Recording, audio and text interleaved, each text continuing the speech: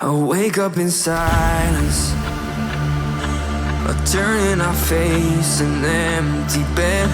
There's no one besides me, and I try to remember what I've said.